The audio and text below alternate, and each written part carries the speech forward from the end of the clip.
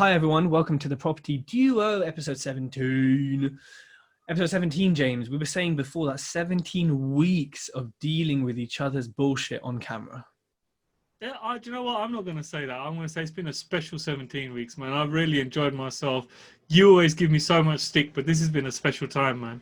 I'm glad Special you've enjoyed time. it. I'm sure you've learned a lot from me, of course. So Yeah. today we are going to be talking about haters, or if you're American, haters, spelt with an 8.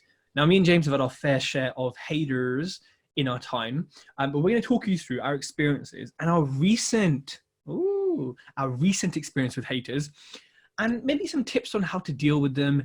And, you know, maybe actually we're going to go into the philosophy or psychology of why haters hate. And that'll be quite interesting, I think, because we'll both have our own views on that. But alas, before we go into haters, let's talk about our past weeks. I feel like we need a jingle for our past weeks. You know, like we need like a jingle for every part of the section. Mm-hmm. Yeah, we were supposed to record one in a studio, late night recording jingles. Right, James? So... No, let's start with you, because you've had an eventful week this week. I've had a what week? Quite an eventful week, haven't you, with tradespeople? Yeah, I have. So a new trades team meant to start on a Tuesday. And then on the Monday morning, I get an email saying, really sorry, whatever, my team have been poached. I've got no lads left, you know, I can't even finish the projects I'm on. I was like, I literally was like, whatever, I don't care. End of.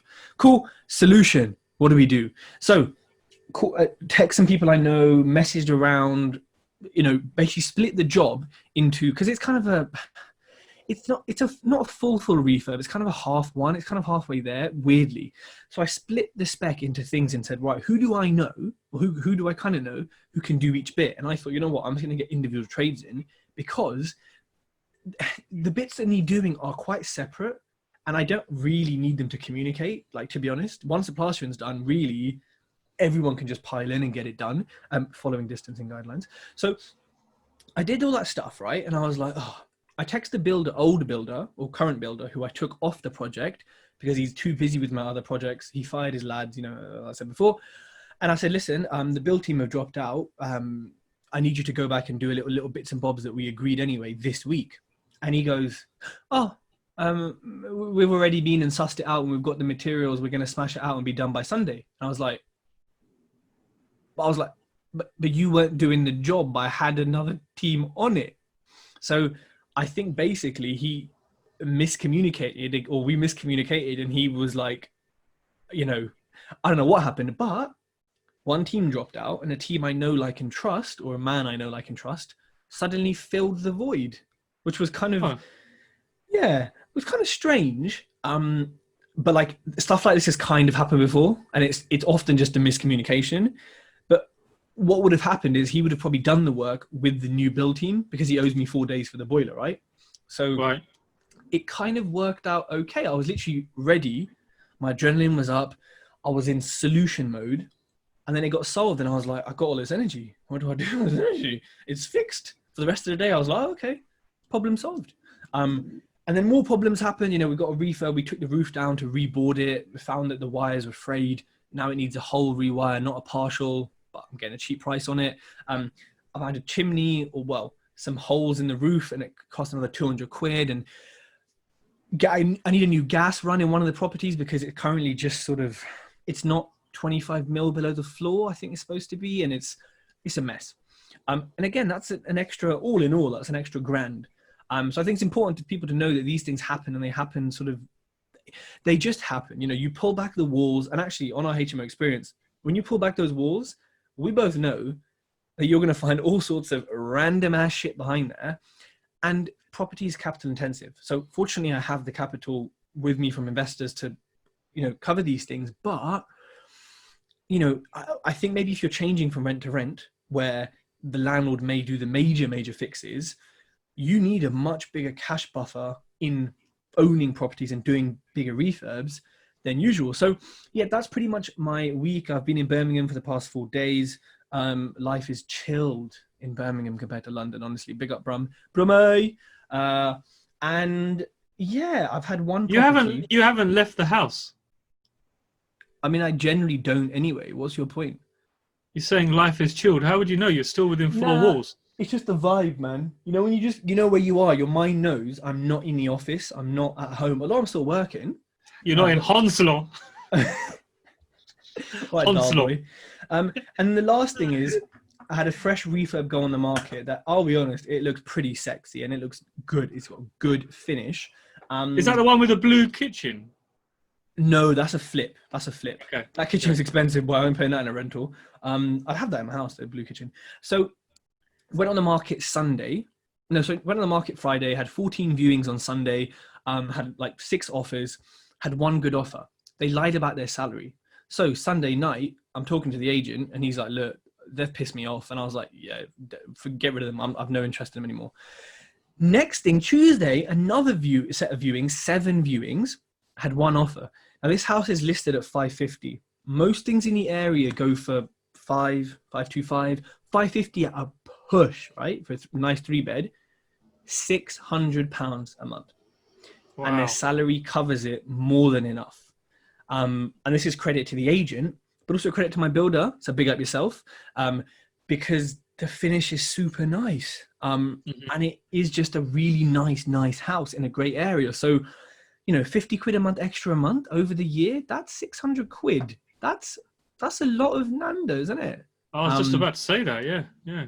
I'm actually getting Nando's today, takeout. So I'm not really looking forward to it, but you'll watch my story for my review. So yeah, James, that has been my week. It's been good. It's been bad. It's been okay. It's been, you know, everyone's pissing me off as usual. Mortgage lenders. I've got a refinance coming at a decent value. It should have been 85 to 90. It was 82. Whatever. I'm happy with that. So finally, another investor paid off. Happy days. James, on to you, good sir. Talking about refinances, I'm refinancing my flat here, or, you know, moving it over to a different product. And I had a valuation and a down valuation of, I think, £75,000 from post-COVID. Yeah. The flat would have been worth X amount all day long.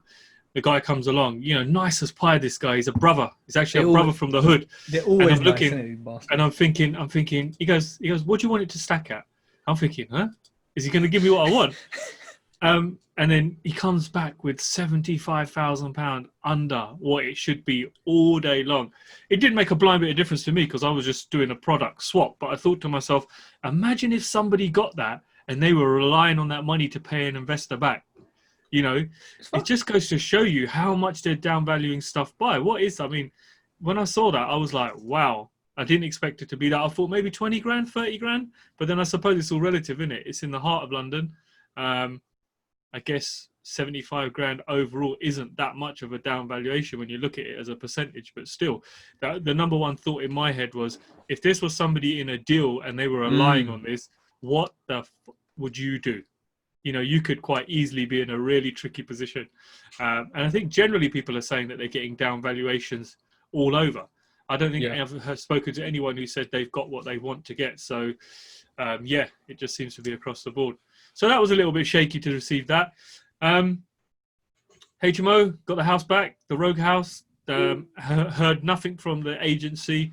Have filed my defence in court. It's now in front of a judge. He's probably having a look at it, and hopefully he's saying, yep, I'm awarding this to James, and, you know, costs and everything and legals, so I can hopefully try and recoup some money from, you know, it was actually on COVID that they stopped paying rent. So as soon as lockdown was announced, and look where we are now, what, we're 5 months in or something like that? Yeah. So that property really stands me at a loss. And that's this is to let people know that, you know, something can be running so smooth and then so all of a sudden I'm at like, what, £13,000-14,000 loss in rent. And you think, if you had a serious big mortgage on there, if you were JVing with someone, if you were doing a joint venture with someone, could you honor what you promised them? Possibly not. You know, when stuff like that happen, have you got a cash reserve? Is there a buffer there? You know, so again, another shaky thing that just crossed my mind. Something you just said, Tej, when you start peeling walls back. So I started peeling walls back yesterday because I was let down by some laborers, and rather than waste a day, me and my super mum went in there and we ripped out a kitchen, you know. Hold on. Last episode you were like, no, I would never touch any work. I'd hire someone. No. Mate, I was trying to hire someone, but then when you see your 65-year-old mum in there, like, soldiering away. Something doesn't sit right in your head. You're like, oh man, I can't. Number one, I can't leave her on her own, because last time I left her on her own, she was climbing a tree. You know, and this, all right, it's all good climbing the tree, but it's getting down or falling out of the tree that worries me, you know. So she goes to me, look, we can smash this out. And I'm thinking, I fucking love it, man. Yes, mum. She's there going, we got this. Yeah. I'm thinking, let's do this. You know, so we went around there, and literally 2.5 hours, we had this kitchen fully stripped out. But it's like what you said, Ted. Something can look so pretty until you get back to the walls. My mum's looking at it, and she's saying to me, should that gas pipe be there? Like, we've got a floppy gas pipe behind the units that's connected to the cooker. And literally, when we took it off, Tej, I could unscrew this bolt. I'm thinking, nah, that's got to be tighter than that. So the bolt that was holding the cooker, the pipe into the gas cooker, was so tight. Sorry, so loose. So we weren't taking any chances. You know, mum runs straight down to the basement. She kills the main gas. She even kills the power. And she's there with her little light on the phone. Just, I wish I could have recorded all this, because it was quite comical. She's there like, oh, don't touch that. Don't do this. Don't do this. And I'm like, fucking hell, mum, you're freaking me out here. So anyway, we got it stripped back. And mate, there's some serious dodginess in this house. I'm not even lying. The wiring to the dishwasher, dude.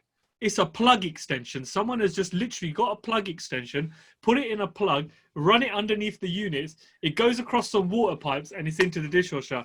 And I'm looking at this thinking, oh my God, how has this ever passed safety? How have the certificates ever been issued for this place? And then all the old pipes at some point when they changed the boiler are all still there. All the old wiring's still there. Nothing's chased into the walls. It's just kind of sitting behind units. And I was literally quite shocked, man, when I saw this. So, like you just said, you do not know what's behind walls until you start taking stuff away. And there's been some nice surprises, some very nice surprises. Your mum is the real investor. You're just the front, innit? You're just the face. Literally, she's the person. Dude, she's just so excited. She's like taking days off. Even this morning, she rings me. She goes, like, you know, at 7 o'clock this morning, she goes, has the skip arrived? I'm like, why? She goes, I've got rubbish to fry. And this morning, dude, it was crazy. The skip arrives at like 7:10, and then my shopping arrives at 7:10. So I've got to run to the other house to sort out the skip. And then I got my 10-year-old son. I'm trying to get him to unload the shopping from the supermarket, and I'm saying, check everything, make sure nothing's smashed. He's like, Dad, what do you want me to do? He's arguing with me. I'm arguing with the skip guy because he's put the skip in the wrong place. And then Mum's there like, as the skip arrived, I want to get over and throw some rubbish in it. So it was a great morning this morning. But yeah, big up the mum, man. She's been doing she's loving it. She's took some time off work. I think she actually secretly loves cleaning up other people's mess. Yeah, I think, yeah, my mum secretly loves that too, but she'll complain about it, but she secretly loves it. Oh, and another little story for the listeners. So yesterday, she somehow manages to get herself stung in the nose by a wasp. She comes over to my flat and she goes, I go, what's up with you? You look like you've been punched by Lennox Lewis. Her eyes watering, it's all gone red, her nose is like this. Sits down. Luckily, my wife gets some vinegar on a tissue. Mum stuffs it up her nose, and then it starts to ease it down, has a couple of paracetamols. And most people, she's got a bit of a headache going on. Most people would chill out. This one, she has a cup of tea, has a parota, and she's back on it again, Stable Punjabi diet, nice desi cha and a parota. And then she comes back to the house, and I'm looking at her thinking, a moment ago, you were fully swollen, like you're like back to pass out, eyes watering, and you're all like this. And now you're back here.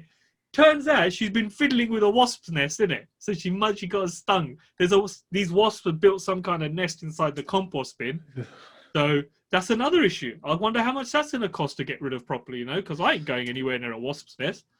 Wasp nests look so creepy as well. Have you seen them? They look really like scary. Like, they make me feel a bit uneasy. I had some in the roof, and I was like, oh, I'm not touching it. The thing is, you get several roadman wasps outside the nest, just like this, looking at you, going, zzz, zzz, ready. If you try to come near them, that's zzz. But yeah, that's been my week. Amazing. Wow. I think we both had very eventful weeks. So let's talk about haters. So that's my jingle. Right. So James, obviously we're doing this HMO. Well, it's more of a property experience featuring a live HMO over 5 days, over 10 or 12 weeks. Obviously it's something new for us. And obviously both of us, well, more so me, talk about how bad education is and how you don't necessarily always need it.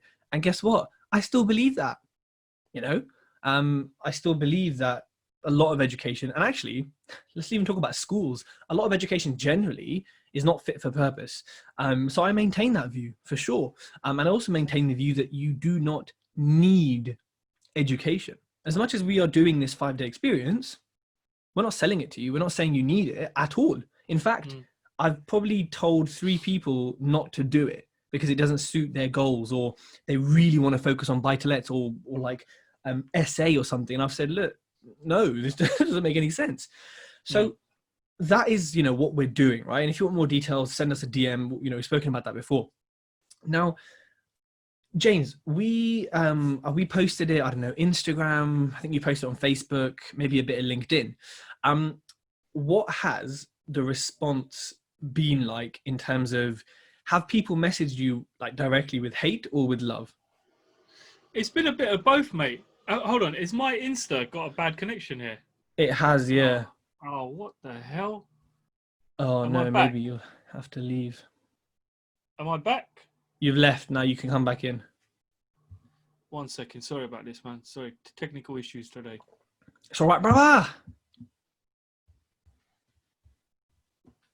I bet it's my son, probably streaming something or something or the other, man. That kid. Tell him to stop watching Peppa Pig or whatever kids do. Dude, he's 10 years old. He's on there Fortnite gaming and making live streaming videos. He's got more YouTube subscribers than us both put together. So go on, tell me then, how was your response been? Okay, so it's been mixed, but generally the good stuff has been really good because people have been like, whoa, they're like, so you're telling me you guys are doing something which is on the job based training, and it's been like, yeah. So our whole thinking behind this was, like Ted said, you don't always need education. And he's not a big fan of education. And I think our thing is totally different because we're looking at this more like, say, you know, look at the likes of people like Google, Facebook, these guys now. They don't require you to have a degree because they're going to bring you into their organization and teach you their system. Yeah. Our whole HMO experience is bringing you into a HMO and showing you how to create a HMO. Now, I'm not dissing anybody else, you know. A lot of people have a training course where you're sat in a classroom and you're just sat there and you're being dictated to, and you've got to wait till you're in a position to do that. Here, you're going to experience it live. You're going to see it, you know, being created. You're going to see architects' plans being turned into something, you know, fully visual, fully completed, and something hopefully quite sexy at the end of it. This ain't no classroom-based curriculum. You know, like Ted said, there's going to be mistakes there. There's going to be stuff that we don't even know about. There's going to be bills to pay that we haven't even accounted for. So it's a complete mix. So the response has been very, very positive from a few people. But then there's always that small minority that are like, oh, but you guys talk about you don't need training. You don't need education. So why are you doing this? Why are you putting this whole training course together? Oh, big up the old grafter. Look who's on there, the old grafter on the old Insta. Got to give him a big up. Yeah, one of our guest speakers. Yeah, one of our guest speakers, and a lively chap as well. So people are like, you talk about all the time that you don't need education, but what are you doing here? You're selling an education course. And it's like, hey, number one, we ain't selling shit. If we're not telling you to actively come on it, we've put it out there. In fact, like Ted said, he's already told people, listen, this ain't for you. I've spoken to people on the phone where they've been like, you know what, I really want to do this. And they're like, oh, but I'm going to have to put this on my credit card. The minute somebody says a credit card to me, I'm like, hey, no, you're not doing this because we don't want you to come and join us and put yourself in debt for it. It ain't about that. This is for people that are already, say, in the start of a HMO strategy, may have had a bad experience creating a HMO, or someone who may want to get into it a little bit later on, but are already quite firm in. This ain't no newbie thing where we're going to teach you what the words of the HMO mean, you know, like real back to basics. You've got to have a certain understanding. And the kind of hate we've been getting is, you know, oh, this is a bit expensive, isn't it? And then you talk to people that have been on training courses and they're like, actually, no, this ain't expensive at all. You look at it in comparable to what some people are charging for a day, and they're like, wait, listen, this is not expensive because you're not only you're getting a full-blown 9 to 5 day, you're getting kind of you're going to get loads of networking opportunities, loads of opportunities to ask questions, loads of opportunities to get involved, you know, and obviously you're going to get a nice meal there and everything. So the people that know about training courses are like, guys, are you sure this is the right price? Are you sure this ain't a little bit too cheap for what you're offering for this much value? But, you know, the haters, indirectly, they've been posting stuff here and there, and we've been seeing bits on the old social channels. And, you know, I've seen bits like, you know, being posted about Tej, or saying, oh, Tej is this, Tej is that. And it's just like, I saw it. And your initial reaction is to kind of just, you know, reach out and attack. But then you think to yourself, you know what? I ain't got time for this shit. I ain't got time for keyboard warriors. I ain't got time for the spelling police. I ain't got time for some guy sitting behind his keyboard just like, you know, we ain't got shit time for that. We got bigger and better things to do. But hate's always there, and I think it's how you react towards it. And I'm gonna let Tej talk to you about reacting to hate, because you know what, my natural instinct would be, yo, give me that man's number. Where's that guy live, man? Where does he live? Where's that dude live? Give me his number. I'm gonna go call him up and go pay him a visit, and I'm gonna give him a slap straight up. But no, that's just negative energy, man. That's not how you deal with this shit. So Tej, how do you deal with it, man? Because obviously you are very well known in the public eye. You know, number one, the podcast is wicked, so people know you through that. People know you because you're just raw. You say it as it is. You're always on a blockage. You just block that guy, block that guy, block that guy, block this person. And I know why you do it. It's not because you go on a defensive. You do it because you don't want that shit in your life. You don't want that negative energy. And these keyboard warriors, spell police, don't understand that. They don't understand. They think, oh, he's blocked me because he's got something to hide. No, listen, mate. He's blocked you because he's got money to be making. He's blocked you because he's got projects to be making. He's blocked you because he's probably making some pasta or baking some bread, living his life, living his best life, and doing something with his life rather than reacting to your nonsense and your shit. Nonsense. Nonsense. Very good, James. And you know, just before I go on to how to deal with it, I think, you know, what's interesting with hate, right? I think there's lots of different types of hate, but you know, there's some which is so like it attacks your reality. So for example, let's say you feel really strongly about wholemeal bread versus white bread, right? Now they will attack you for feeling strongly about wholemeal bread, which is truly what you are. So they'll attack you for what you are. There's that type. James, do we see that type? It's truthful hate. They attack you for what you are. Then there's another kind, which is maybe... Look, sorry, before you go on that point, I used to do it to Cooks all the time, because Cooks is vegan, and I used to be a meat eater at the time, and I used to attack him for being a vegan, and I just found it funny. And it's like you said, and now I've joined his gang, or kind of semi-joined his gang, so... I was going to say, Svag says, haters are just confused admirers. Oh, I like that. I love that. That's a good on a t-shirt. On a t-shirt. Yeah, on a t-shirt. That is a really good way of thinking about it. And then the other type of hater is someone who twists and turns and snakes and makes stuff up.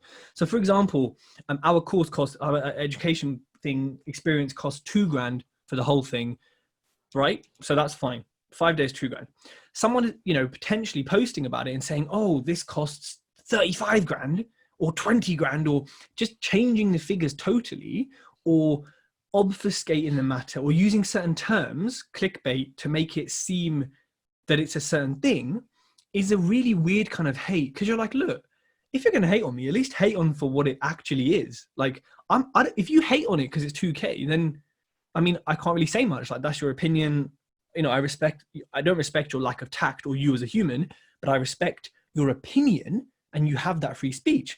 But when it's like totally made up just to get more of a reaction, and then you have a bunch of Daily Mail readers who kind of come along and just comment and oh my god, is it really that much? Oh my god.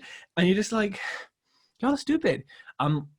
You kind of have to think like, well, can you even take offense from that? Because it's like someone saying, oh yeah, Tejtalks isn't even yellow, it's like blue. How can he use blue? I'd be like, well, it's not blue. You know what I mean, Jay? It's like saying, like, it's just when it's so not true, you kind of sort of look at it and think, well, I mean, I think you can't. It's a lot easier not to be offended by it, but also I think it can be more damaging for your reputation when it's further not true, because people will believe it and it will look worse.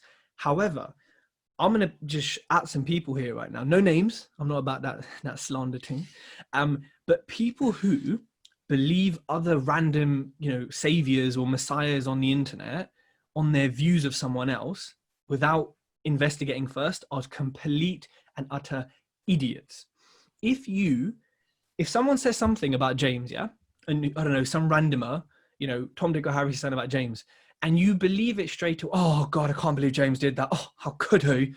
Instead of either asking James, looking at his company's house, looking at his social media, looking at stuff, if you just believe that straight away, you are a hater. You need to be an anti-hater, not a hater. Obviously, unless they say James is so handsome, and then you've just got to believe that straight up. You nearly spat your water out. Yeah, exactly. Dude, Raj Sharma on Facebook said Tej Investors blue. It is exactly. Oh yeah, I forgot about that brand. I'm not even wearing my tejtalks t-shirt. Look at this. I forgot. I'm on holiday, mate. Birmingham. I'm on holiday. Yeah, it is blue. Sorry, that was a bad green. That was the color I should have used as an example. But I think there's two types of haters, right? And I think you kind of have to handle them slightly differently, because one can be a lot more damaging than the other.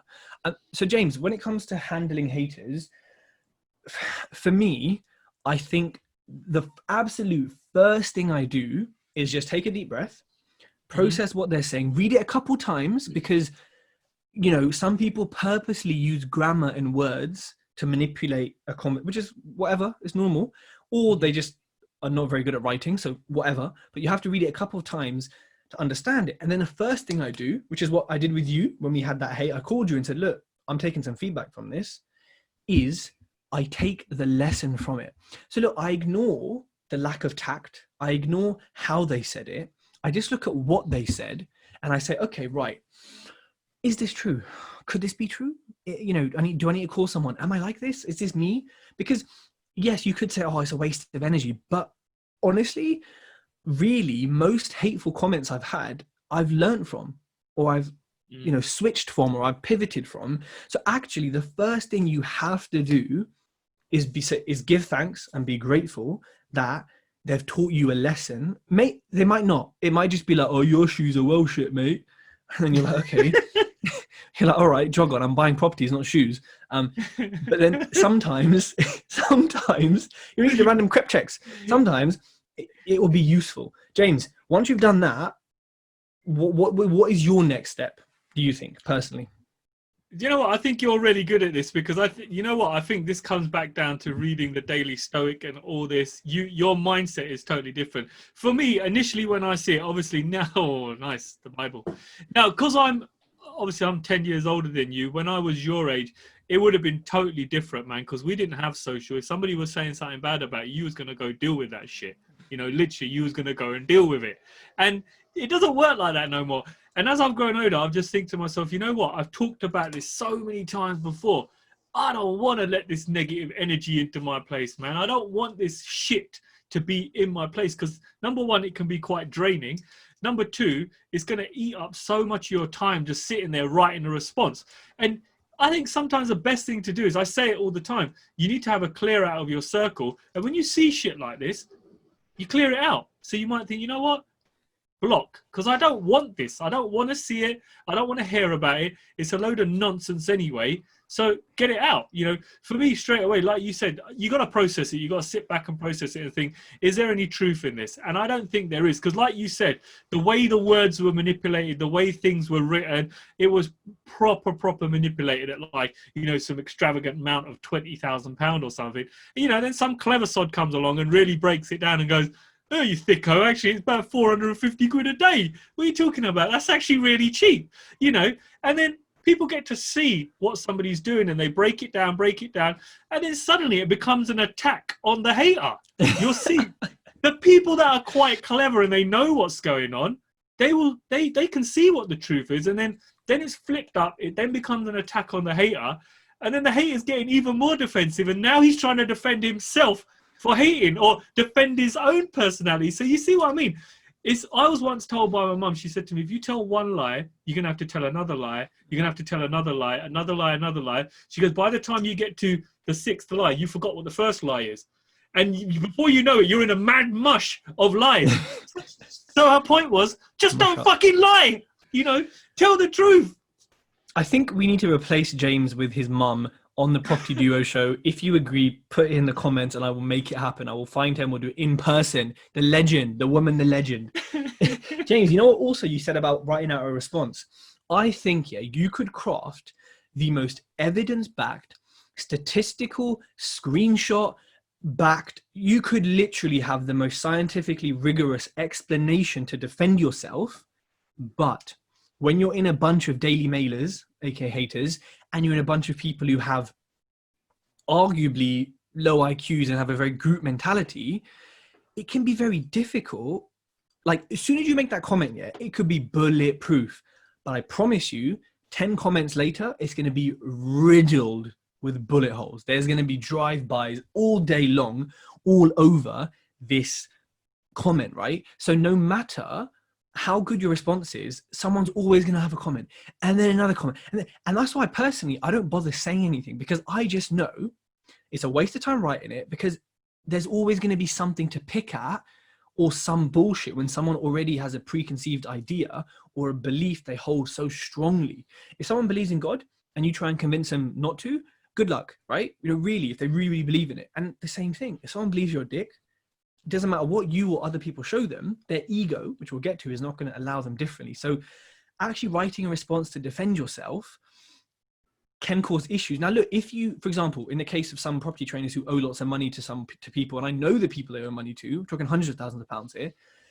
In that situation, if that's you, you need to put a statement out, because it's different. But if someone's hating because, oh, I didn't like the font they used, or oh, they're charging too much, then it's just like, whatever. So I think, yeah, that's the next step, is process it, take it in, but then you kind of have to move on from it. But it doesn't mean instantly. Like, it can take an hour, it can take a few hours of it kind of being in the back of your mind for it to fully dissipate. Take as long as, you know, you need, but don't be consumed by it and don't let it eat you up. Because, you know, like, it will just destroy you. It will destroy your mindset, your mentality, everything. And we have a comment here from Imad who says, I don't understand people. 400 a day is not expensive. These people must not be going out at all to anything, let alone a property course. Yeah, I agree. I don't think it's expensive. And I am the tightest person out of the two of us, only by a small margin. So yeah, I think, James, you know, you need to process, take the feedback, and then cut it. And now, you know, when you said about blocking, 100%, I don't block because I'm not ready to have an argument or that I don't have points to defend myself. I block because, as Skepta and 𝗲𝗂 said, bad energy, stay far away. Yeah. You don't need that in your sphere. And if you know that just having access to it visibly is going to cause problems, like if you take drugs and the drugs are sitting there in front of you and you're an addict, it's likely they're going to be taken. If they're not even anywhere around you, it's a different environment. So block that out, because it's your headspace. And then if people come back and say, oh, you blocked them, you're scared, you know what you're talking about, then say you clearly don't understand my mental health. So, and why should they? So, you know, forget about it. James, why? Yeah, we've talked about a lot. We've talked about this a lot in the past, you know, protecting your space, your mental space, you know, things we do in the morning, you know, to prep yourself up, having a social media clear out, getting rid of people that are withdrawing from your life and not depositing in your life. You know, what happens at a cash point? You keep withdrawing, don't you? You never go to a cash point and you're fucking depositing, are you? Same in life, man. Anybody who's withdrawing my energy is out of here. I don't want to know. You could be my chacha, my chachi, my uncle, you know, my brother, my sister. If you're fucking taking my energy away, putting me in a negative state of mind, I have not got time for you. There's been times where I will not go to a family function because I'm saying, I'm not standing between these three guys talking about how rubbish their life is. And I've got a bounce in my step. I've had a bounce in my step all week to go there to feel like one of them and start feeling a fucking depressed and a drip and wondering why my life ain't going nowhere. Listen, your life ain't going nowhere because you're doing the same shit daily, you know? So yeah, I agree with you, man. Number one, it's blockage. It's gone. It's finished. I don't want them. I don't want to deal with it. I'm here. I've got this positive space.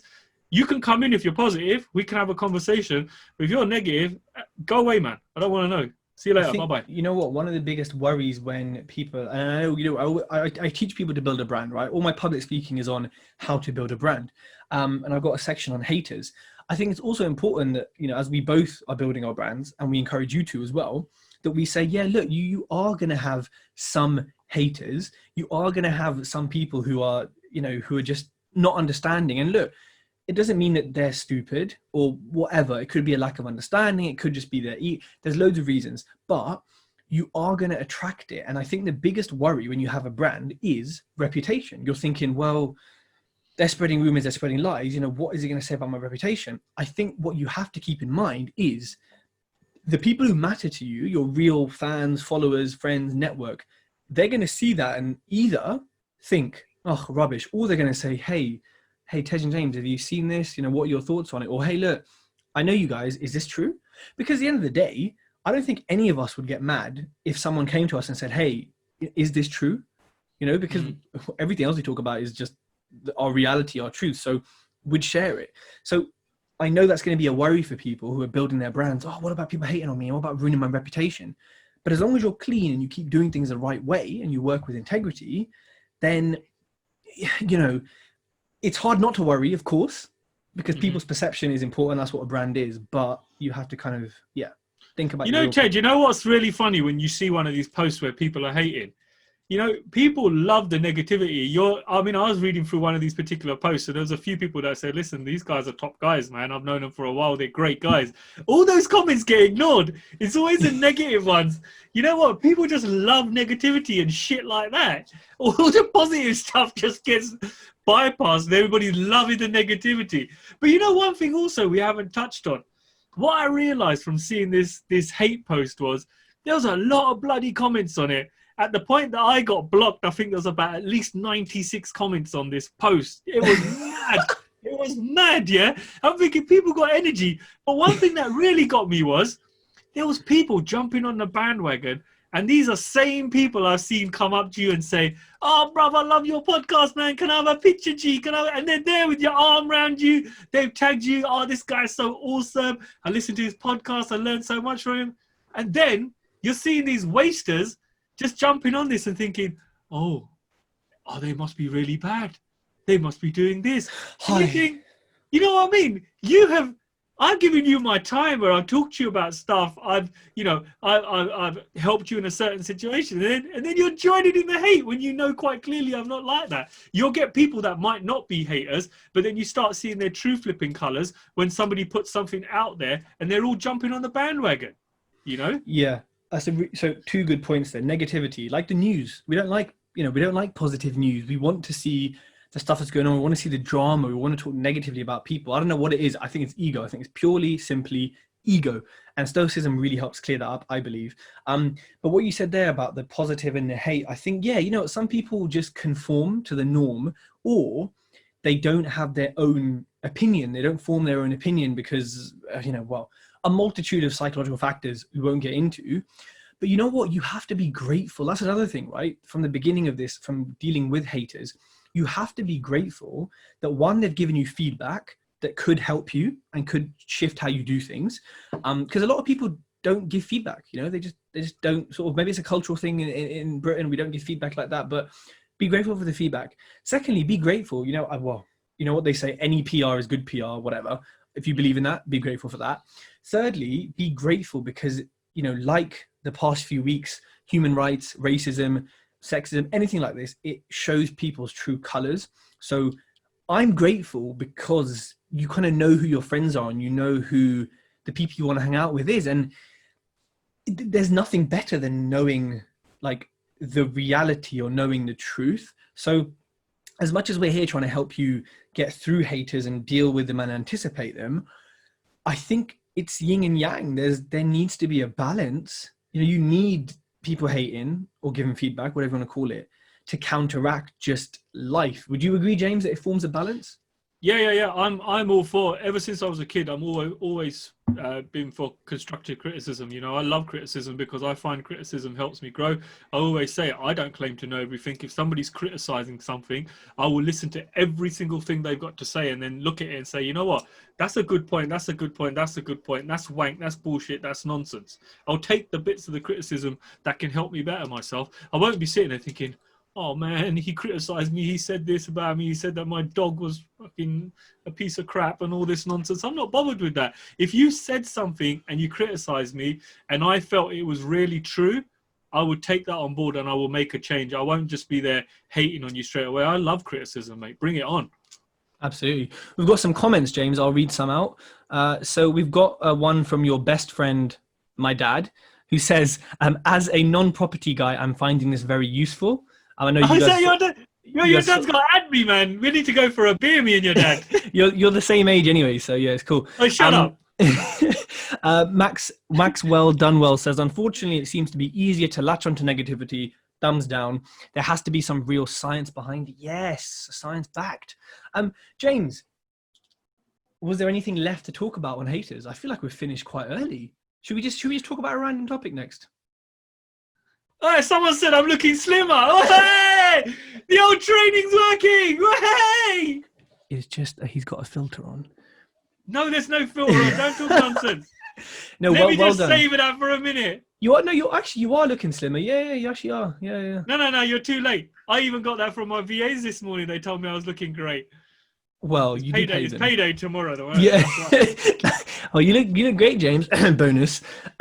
James, I think you know what that people, if you have any questions about anything property, skincare, Huel, protein shakes, losing weight, gaining weight, headphones, whatever, chuck them in there and we will answer your questions. Anything related.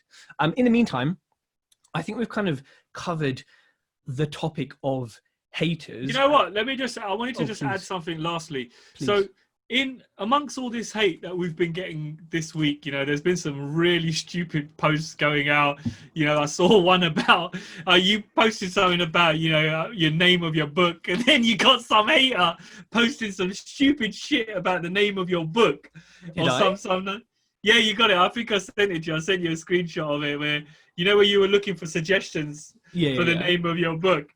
There was a post that went out and it said something along the lines of maybe you should call it The Great Pretender or some nonsense like that.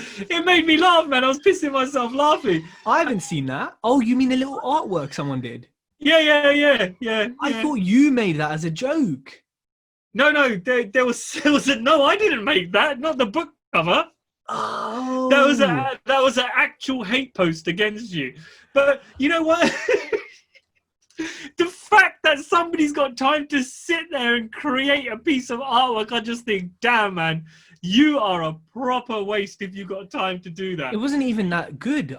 Actually, that's why it couldn't have been you, because it was like Microsoft Paint. Dude, yeah, Microsoft Paint 5 where you fucking draw with your mouse. It was nonsense. But anyway, off the back of that, you know what it made me realize? It made me realize that our circle of friends that we've got, Tej, our WhatsApp groups, made me realize that everybody in those groups is so positive, man. They're really nice, positive people, because the minute this hate comes out, everybody's like, you know what? You don't need it. You just ignore it. Don't let it zap your energy. And you think, you know what? We got good people around us and they're the kind of people you want in your life. And it brings me back to that point of always saying, you know what? If someone's there just draining you energy, just get rid of them, man. Cut them off. Cut them off and get rid of them. You don't need that shit. I think also, go on. This week was a clear kind of indicator of that, where you know the good people in your group and you know the people that ain't, or them sneaky ones, man. You got them sneaky, them little ones that just come out, little snakes, as my son calls them, you know, little venomous snakers. bite and then just retract into the back into the cove. They'll give a bite over here and then they'll see you and they'll go, hey, you all right? You want to grab that drink? And then the minute you turn your back, they're like, again, they're the ones you got to watch out for, man. That's true. You got to watch out for the little venomous little cobras and vipers. I think, you know, also sometimes, right, you kind of have to reflect and you kind of have to big yourself up, because these things can make you feel down, right? So sometimes you have to look at yourself and say, hold on, I'm doing all these bits. I'm, you know, getting all these rent to rents. I'm doing these essays. I'm getting all these, whatever it is you're doing. and say, hold on a minute, I'm doing all this stuff and I'm helping people for free every week, thousands of whatever it is, but these lot have time to design stuff and to chat shit. You kind of think, well, who's maybe doing more for their family, for their friends, for their community, for their network? So sometimes you have to just big yourself up, because you have to be a one-man hype band. You got to be your own gas man. You got to just, you know, pump yourself up. That's what I think, James, because it can get you down, right? Especially because you're like, why? Why, man? Why? You know? Dude, somebody just said I called them cockroaches, and I'm thinking about that gangster film Scarface. You cockroaches! you cockroaches! Big up Mario. Yep, cockroaches. Oh, I hate cockroaches though. Oh, with their hard shell in there. Oh man, no, please. Moving on. Yeah, you know what? You got to be grateful for these weeks, because, like we said, they open your eyes. They, you know, you put on the glasses during this week, and it just reveals things to you. And also, like, you know what? No matter how small or how big you are, you're always going to have haters. Gary Vee has haters. Someone who started their Instagram last week already has haters, you know, and they generally don't always, like, you know, look, but okay, let's twist it. 95% of the time, 98% of the time, you're not going to have haters. You're not, who are visible. You're not going to have hateful comments. Nothing. Like, actually, dude, I want to give you one example here. My boy Inquisitive Aman, the artist, incredible artist, people. So when he first started, dude, he registered his Instagram account and he said, "Hi, I'm Inquisitive." And the first comment was, "What kind of stupid name is that?" That was the first comment he got. And he always tells this story. And I remember this story. I remember when he had like 10 followers. The guy has 275,000 followers just on Instagram. He's blue tick verified. He's my boy. I see him all the time. And, you know, and now it's like, hey, man, wherever we go, dude, we could be going. The other day, he was taking his dog for a walk in the forest, and he was spotted by someone when we were together, you know? It just goes to show you can't listen. I did listen to that. Wait, they spotted him over you? Oh, God. Travesty. Yeah, you know, I do think it was his dog, actually, they spotted, and not him. Yeah, you know, because if you're next to anyone, like, you know, Britney Spears and 𝗵𝗄sahota, I'm noticing 𝗵𝗄sahota really, frankly, let's be honest. I mean, shut your face. Anyway, so he had like, when he registered the name, people were like, "Oh, what kind of stupid name is this?" And now, look, if he had listened to that one negative comment, would he be where he is? And he regularly gets hate. And, you know, the way he deals with it is the same way. He isn't letting that shit into him. He's not letting that negative energy come into him. And I think, like you said, man, you could have one follower of 100,000 followers, or be someone massive in the social scene. You're always going to have someone who's going to hate on you, man. Yeah, absolutely, 100%. And again, bad energy, stay far away. You know, do what you need to do to clear your mindset. And also, I think it's very easy when you work in a corporate environment, right, to be surrounded by people who want to have a 9 to 5 until they retire. And that's fine. You know, the economy needs a balance of people doing different jobs.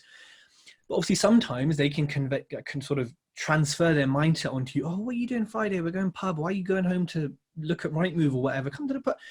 And that kind of stuff isn't hate, right? But that is a kind of example of what could become hate, and how caring about people's opinions, unless you respect them and believe in sort of their opinion, their view, is silly. Like, imagine being 50 and sort of you interview someone and you say, "Oh, well, yeah, you know what? When I was 20, I wanted to be a property investor. Why didn't you do it?" "Oh, because I cared too much about what people were saying, and, you know, I couldn't."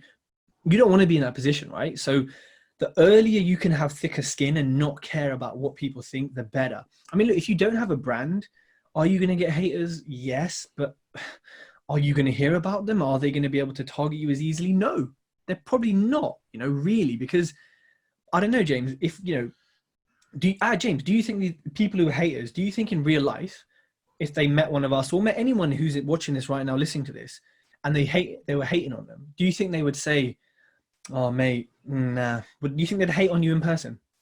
No. I don't think they'd hate on me personally. If somebody wanted to hate on me in person, you know, they would they'd probably get a stern old talk from me, but you know what I mean? No, I don't think they would, because I think people are just, you know, they don't know us.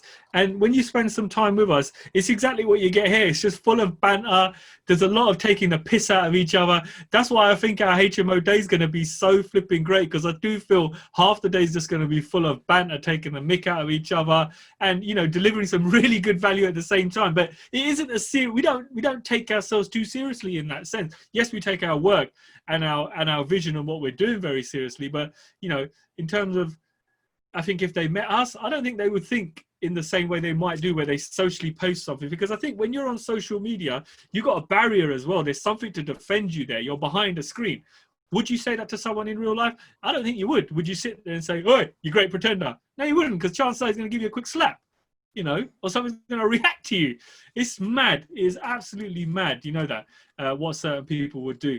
And you know what? I think ultimately, Tej, what people got to remember is when shit goes wrong for you, these haters ain't going to be around. When you can't afford to pay a bill, they're not going to be around. If you're late paying your investor back, they're not going to say, "Oh, you know what, Tej, here's some money." Ultimately, no one gives a shit about you but yourself. Okay, your family will care about you, but you're accountable to yourself. So look at yourself in the mirror every morning and love yourself and say, "You know what? I care about me. So fuck everybody else." You know what I mean? Anybody who's got anything negative to say, allow you. I'm not interested. They're not going to help you when you're down. So why let them help you? Why let them get into your head when you're up? Yeah, exactly. James, there's a nice comment from Amaddeep. Do you want to read it in Zoom? Oh, is James's mum making an appearance on the HMO event? Yes, mum will be there. There's another one, I think. In terms of perceived value for the HMO event, if it doesn't work for you, I personally think you should you should jog on. I think £500 per day with access to great speakers who are in the game and have done it, and of course James and Tej, I think it's great value for money. Thank you very much. I wouldn't be able to network at the level without this type of event. This is just my opinion, and I'm not sponsored by James and Tej, unfortunately. Hey, we can sort you out. We can sort you out with some sponsored 𝗲. Right, James, last question on Instagram. 𝗵𝗁𝗶𝗹 says, "𝗲𝗡 started to make me feel a little sick, so I stopped using it months ago. What's your experience being with 𝗲𝗡, or are you just wearing the t-shirt to look cool?" The last part isn't from me. No. Well, 𝗲𝗡, I tell you why I use 𝗲𝗡. Tej asked me this earlier. He said, "Oh, that's really cool." I think it's a cool brand, but number one, I use it when I've been at networking events in the past, and when you're running around, rushing around, you don't have time to eat sometimes. So I find with 𝗲𝗡, you can pack it in your bag and it carries every nutrition you need. And what I love about it as well, it's pea-based, it's vegan-based, so you're not getting any of that nasty animal protein, which sometimes stinks and can cause funny odors in your bag. So don't get me wrong, it doesn't taste too great, I feel. You got to add a little bit of a flavor in it, but it works really well if you're busy and you forget to eat, because it gives you all the nutrition you need. So it goes back to my point of saving time, being productive. Even in meal times, you got to be productive in certain situations. Plan the situation. That's why I use 𝗲𝗡. But yeah, it doesn't taste very nice. Cool. Well, everyone, thank you so much for joining us today to talk about haters. If you have enjoyed this, please take a screenshot, take a picture. We will pose. Let me get good lighting for you. You need more than lighting. Ready for you. Thanks so much for joining us. Please leave a review for both of our podcasts, and we will see you next week. Oh, and if anybody does want to find out more about the HMO Day, you can DM Tej or myself, and we can send you some information across. There we go. See you guys next week.